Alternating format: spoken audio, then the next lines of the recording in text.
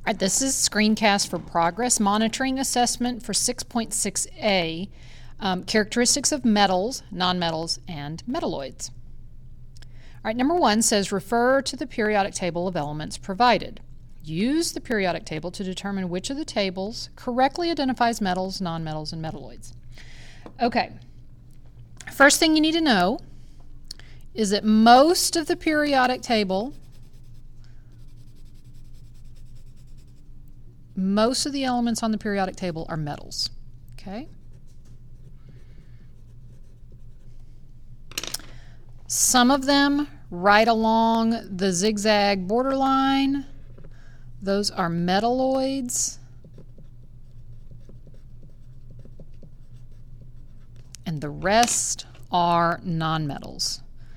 So nitrogen's a nonmetal, helium's a nonmetal. Hydrogen sits over here, but hydrogen's a nonmetal. Okay? So these are all nonmetals. All right. Let's see which one pairs everything correctly. Helium is a non-metal. So it's got to be either this answer choice or this answer choice. These are already wrong because helium was wrong.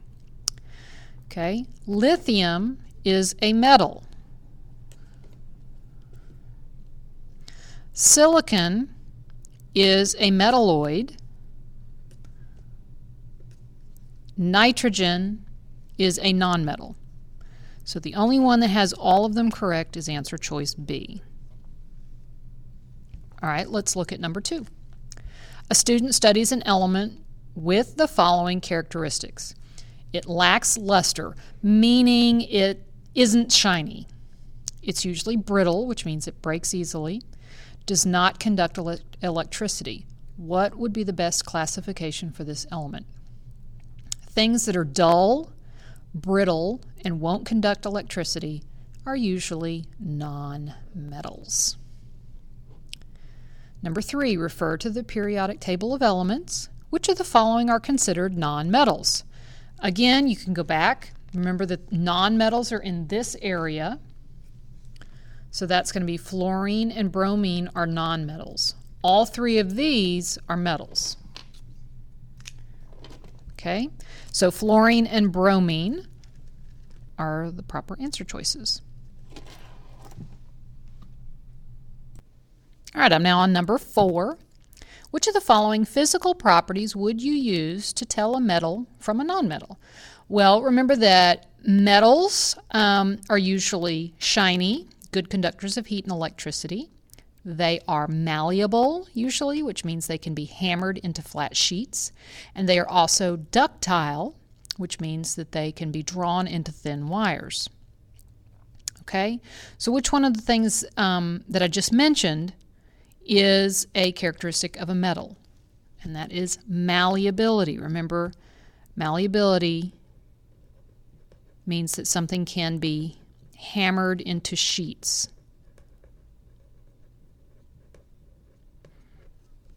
Okay, think of the aluminum baking pans and things that you might have at home. Number 5, look at the picture provided, which shows 3 of 4 physical properties. What is the 4th physical property used to classify metals, metalloids, and nonmetals? Okay, we use malleability, luster, which means whether it's shiny or not, conductivity, which means whether it will conduct heat and electricity. Okay, the other thing that we can use reliably is whether it's ductile, meaning can be made into a wire, can be drawn into a wire. Okay. Number 6. Oh, by the way, number 5 should be A. Number 6, which of the tables correctly describes the difference between metals and nonmetals? Okay, so it gives you characteristics, and you've got to decide whether they're correct. All right, metals conduct electricity. They are not brittle. That's a characteristic of a nonmetal. They do have luster, meaning they're shiny. Okay, so I already have a mistake in A, so I'm pretty sure that that's not going to be my answer choice. B, metals do not conduct electricity. No, that's not right. They do. They are malleable. They are shiny. But again, we've already got one mistake, so I know it's probably not B either.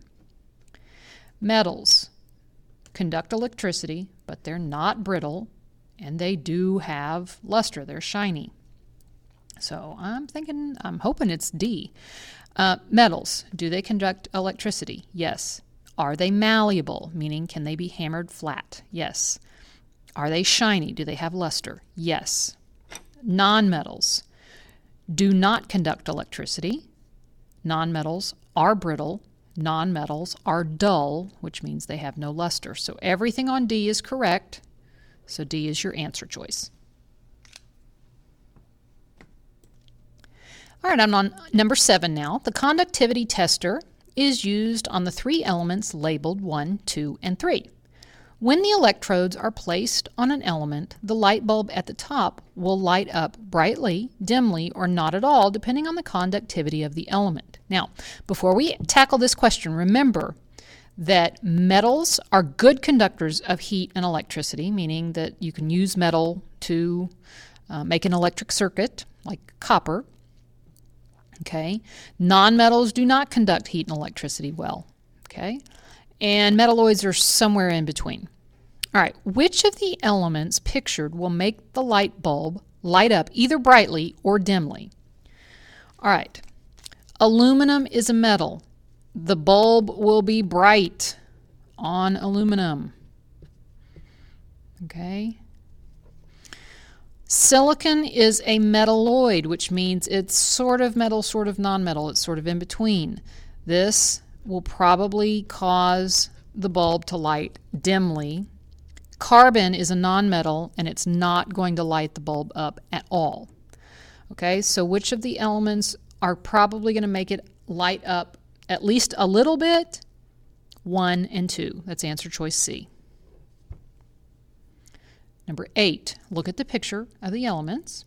Which of the elements share properties of both metals and nonmetals? Remember, elements that have properties of both metals and nonmetals are considered to be metalloids. And your metalloids are on the zigzag line of the periodic table. Okay, if we go back to this, right there, Si stands for silicon. Okay, so which of the elements share properties of both metals and nonmetals? That's going to be number 2, silicon. All right, which best describes the physical property of conductivity? Remember, conductivity means that a substance can transmit heat and electricity through it. So that's going to be A. The picture shows a sample of an element that's shiny, conducts electricity, and is magnetic. Shiny means luster. Metals are shiny. Metals also conduct electricity. And the only things that we know of that are metallic, not metallic, but magnetic, are also metals. So how is this element classified? It's classified as a metal. Number 3, refer to the periodic table of elements for this question. Which of the following matches the white squares? Remember, the white squares are all metals. Okay? Lithium and sodium and potassium are all right here in the metal section. Okay? Lithium, potassium, and sodium are not in the metalloid section. They're not in the nonmetal section. Okay? They are solids at room temperature, and they are all metals.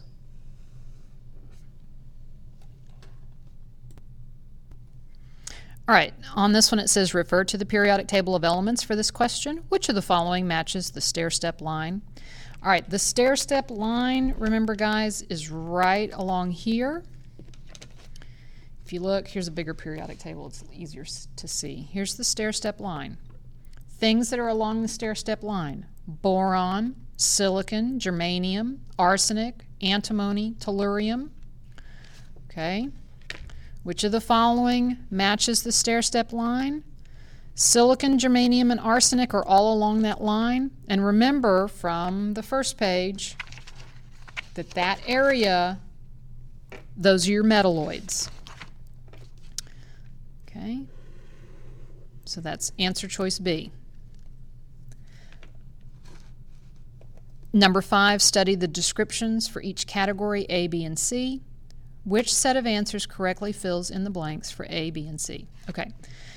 No luster, brittle, not a good conductor, those are going to be your nonmetals.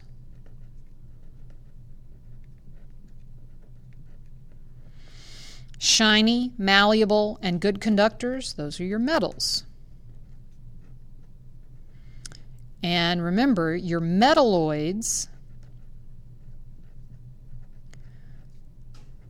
are sort of in between. They have some characteristics of metals and some characteristics of nonmetals.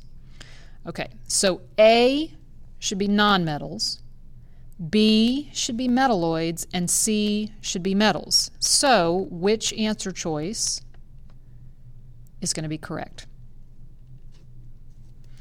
And that's going to be, let's see, A is nonmetals, B is metalloids, C is metals. So that's going to be answer choice D.